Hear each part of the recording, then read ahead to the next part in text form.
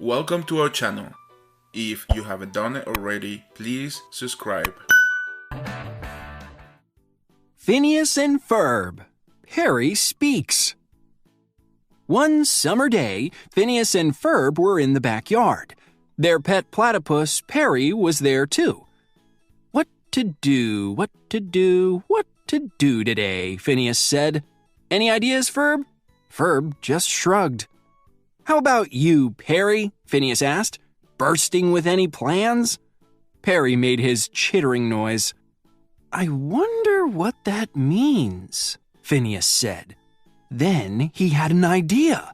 Ferb, let's build a Perry translator. The boys went right to work. They built a huge machine. It was covered with switches, buttons, and dials. It even had a microphone and a giant speaker. Now all we need is our subject, said Phineas. Where's Perry? The brothers looked to the left. They looked to the right. They looked up and down. But Perry had disappeared. Phineas and Ferb didn't know that their pet was actually a secret agent, and he was on his way to an important meeting with his boss, Major Monogram. Perry put on his hat to transform into Agent P. Then he used a remote control to enter his hidden lair. Agent P watched Major Monogram on a large computer screen, but the lights kept blinking on and off. Sorry about the lights, the Major said. We're using a new energy source and haven't quite got it working smoothly yet. Major Monogram held up a piece of paper. It was covered in black ink. We're saving paper by printing on the same piece over and over again, he said. For the life of me, I can't make this out. Well, I'm sure it says something about Doofenshmirtz. Go get 'em! After Agent P left, Major Monogram went to check on the new energy source. It was Carl, the intern. He was pedaling an exercise bike to power the lights. Carl, pedal faster, Major Monogram ordered. I've got to check my email. Agent P ran through the backyard. He needed to find his enemy, Dr. Doofenshmirtz, but before he could sneak by, Phineas spotted him. Oh, there you are, Phineas said. He took the platypus over to the animal translator. It's time to hear what's on your mind. Just as Perry was about to speak, Isabella came into the yard. What you doing? She asked. Ferb and I have invented a Perry translator, Phineas replied. That's great, Isabella said. But don't you need Perry to be here for it to work? Phineas turned around. The platypus had disappeared again. Just then, the friends heard a small, squeaky voice behind them. I sure love worms, it said. Big, fat, juicy worms. Got to find them, got to eat them. The friends turned around and saw that a bird had landed on the animal translator's microphone. Every time the bird chirped, the machine translated what it said. Phineas was thrilled. The invention really worked.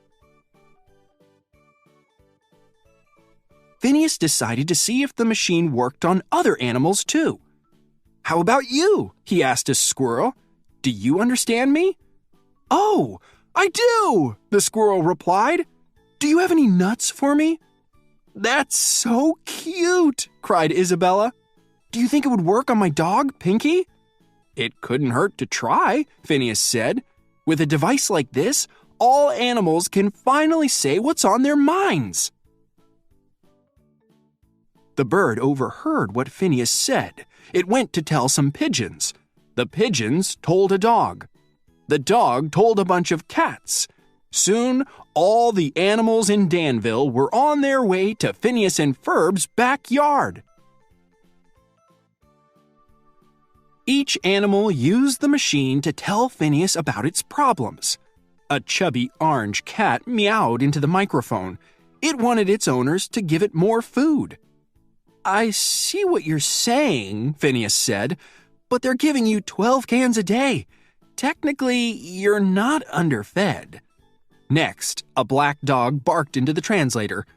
"Oh, yeah," Phineas said, nodding. "I've been getting a lot of complaints about the vacuum. Just let it out." Meanwhile, across town, Agent P was searching for Dr. Doofenshmirtz. He found the evil doctor deep in the forest. The platypus was just about to sneak up on him when... thwack! A giant cage landed right on top of Agent P.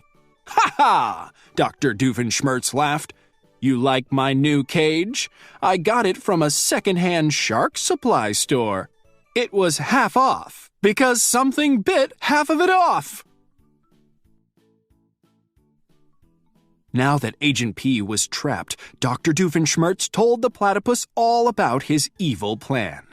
"With this remote, I will open the Danville Dam, flooding all the streets," Dr. Doofenshmirtz said. "But how will people get around?" "They will have to buy my latest invention," he cried. "It's like a car, but it can drive on water. Behold!" He yanked a sheet off a large object next to him. There was a boat under it. "I call it the Buoyancy-Operated Aquatic Transport, or BOAT for short," he said. "Everyone will want one." Back at home, Phineas and Ferb's older sister, Candace, was worried. Her crush, Jeremy, hadn't called in 4 days. "I'm not expecting Prince Charming to bring me a glass slipper," she said, "but a phone call would be nice." Just then, Candace's phone beeped. It was Jeremy. He asked if she wanted to play video games with him. Knock, knock, knock. "Hold on, Candace," Jeremy said into the phone. "Someone's at the door." When Jeremy opened it, Candace was standing there. She had run all the way from her house. "So, video games?" she asked. Candace and Jeremy started playing a game. Suddenly, a tiny poodle jumped up on the couch. It belonged to Jeremy's little sister, Susie. The dog growled at Candace. Then it peed on her shoe. Candace tried to dry her shoe with some paper towels. "I can't believe this," she grumbled. But Susie's dog still wanted to bother her. It ran off with her shoe. "Hey!" Candace cried. She chased the dog into the bathroom. It held her shoe over the toilet. "Don't even think about it," Candace warned. Candace tried to flush the paper towels she had used to dry her shoe down the toilet. But Susie's dog dropped the shoe in too. The toilet clogged up. "No, no, no!" Candace cried. Paper towels and toilet water exploded all over the bathroom. Candace's shoe flew out too. Candace didn't want Jeremy to see her covered in toilet water. She ran home, leaving her soggy shoe behind. Meanwhile, in the backyard, Isabella gave Phineas an update.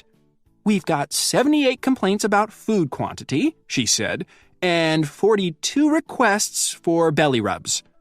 One of the fireside girls joined them. "The Joneses' hamster says it's going to lose it if someone doesn't oil the wheel in its cage," she said. "So, what are we supposed to do with this information?" Isabella asked. "Let's tell all the owners what their pets want," Phineas exclaimed. Just then, Candace got home. She was in a really bad mood. "What is going on here?" she yelled. "We made an animal translator," Phineas explained. Candace groaned. "I have had it with stupid animals today," she shouted. The animals didn't like what Candace said. A big dog barked into the microphone. "Get her!" the machine translated. The animals chased Candace. Back in the forest, Dr. Doofenshmirtz pushed the button on his remote control. The Danville Dam opened. Water flooded out. The BOAT started to float. Luckily, the water also knocked over Agent P's cage. The platypus swam to safety and jumped onto the BOAT. "Perry the platypus!" the evil doctor exclaimed. I always forget that you are a semi-aquatic mammal. Across town, the animals chased Candace through the city and into the forest. Suddenly, the river Dr. Doofenshmirtz had released from the dam washed over everything. It swept the animals up into the Boat. The water rushed toward downtown Danville. Agent P knew that he didn't have much time. He dived off the Boat and swam as fast as he could to a high wall with a wheel on it. "Don't open that!" the doctor cried. Agent P turned the wheel. A moat around Danville opened just in time. All the water flowed around the city. Danville was saved. Now that Dr. Doofenshmirtz's evil plan had been stopped, Perry sneaked back home. When Phineas, Ferb, and Isabella returned to the yard, Perry was waiting for them. Candace hurried home too. She dragged her mom into the backyard. "Mom, come on!" she cried. "You've got to see this." If nothing else, Candace wanted to bust her brothers. Phineas set up the microphone in front of Perry. "Okay," he said. "We've been waiting all day for this." Perry made his chittering noise. Everyone waited. Then, brrr, the animal translator played the chittering noise right back. "Oh well," Phineas said. "I guess it doesn't mean anything." "Aw," Mom said. "You know he's saying, 'You guys are the best. Now come inside for some lemonade.'" Candace couldn't believe it. Her brothers had gotten away without being busted again. Just then, Jeremy walked up. "Hey, Candace," he called. "I brought your shoe. I washed it. Here, allow me." Jeremy slipped the shoe onto Candace's foot. She felt just like a princess and fainted. "Candace, you okay?" Jeremy asked. "Enchanted," she replied. Thank you for watching our videos. If you haven't done it already, please subscribe. Here are some videos we thought you might like.